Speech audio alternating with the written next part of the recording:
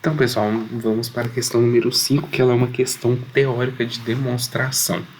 Uma represa possui forma de um sólido retangular. A face de frente para o lago possui área H e altura H.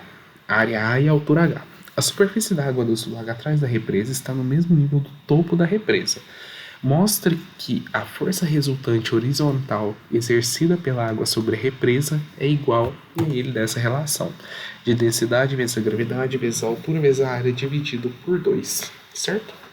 Então, eu fiz aqui um esqueminha para a gente resolver a letra A, só para a gente conseguir visualizar. Então, eu tenho uma represa e a água está exercendo uma força contra essa parede, certo? A gente tem uma propriedade que é o seguinte, não sei se vocês já perceberam, quando enche uma piscina, em cima a lona da piscina não tem nenhuma variação, mas embaixo tem tipo que uma abertura.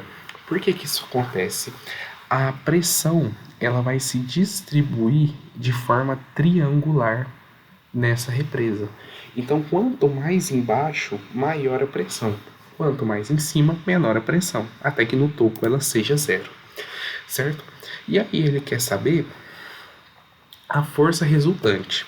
Então, a força resultante ela vai estar no centro da área da represa, certo? Por quê? Porque embaixo eu tenho força de mais, pressão de mais, e em cima eu tenho pressão de menos. Então essa força aqui tem que estar no centro para ter o equilíbrio, para essa represa não romper. Correto? Então, eu tenho que ter a noção de o seguinte, que essa força ela vai estar na média das pressões. E aí, como que é a média das pressões? Lembrando que a fórmula de pressão é ρ vezes G vezes H, certo? Então, olha só, a pressão no topo, que eu vou chamar de PT, é igual a zero, certo? E a pressão no fundo, eu não sei qual é. Então, esse PF é a fórmula geral da pressão, que é o ρ vezes o G vezes o H. Para eu achar o F, eu preciso ter a pressão média das duas. Então, a pressão média vai ser a soma desse com esse dividido por 2. Só que esse somado com zero vai dar ele mesmo. Então, eu tenho que a pressão média vai ser ρ vezes G vezes H dividido por 2. Correto? Então, eu já tenho uma parte da minha força. Eu tenho que essa força vai ser igual ρ vezes G vezes H sobre 2, certo?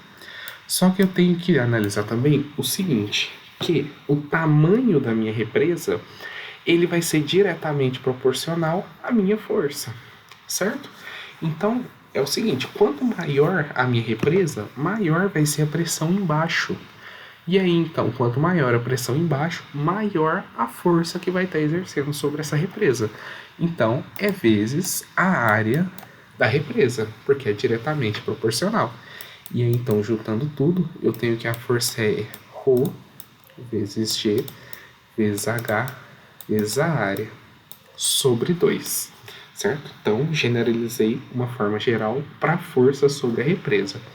E aí, então, nós temos a letra B, que é o seguinte.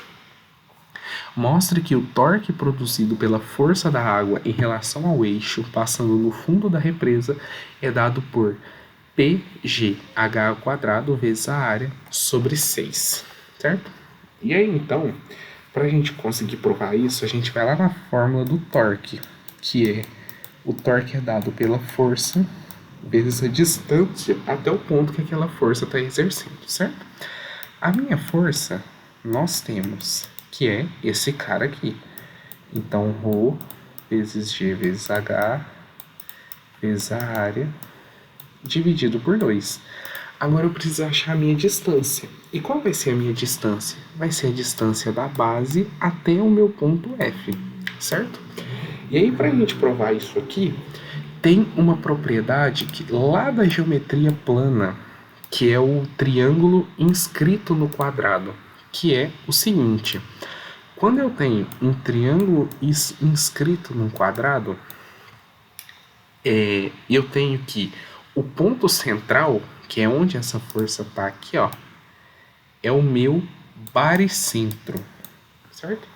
E aí a gente sabe que O baricentro, que a gente aprende lá na geometria plana, ele está a 1/3 da distância da base e a 2/3 da distância do topo, certo? E aí, então, como ele quer o torque vai ser da base até o centro.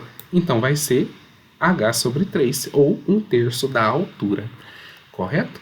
Então, aqui eu vou multiplicar pela distância, que é 1/3 da altura.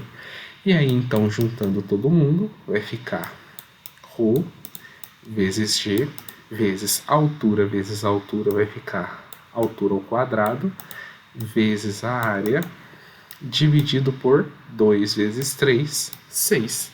E aí eu concluo exatamente o que ele afirmou.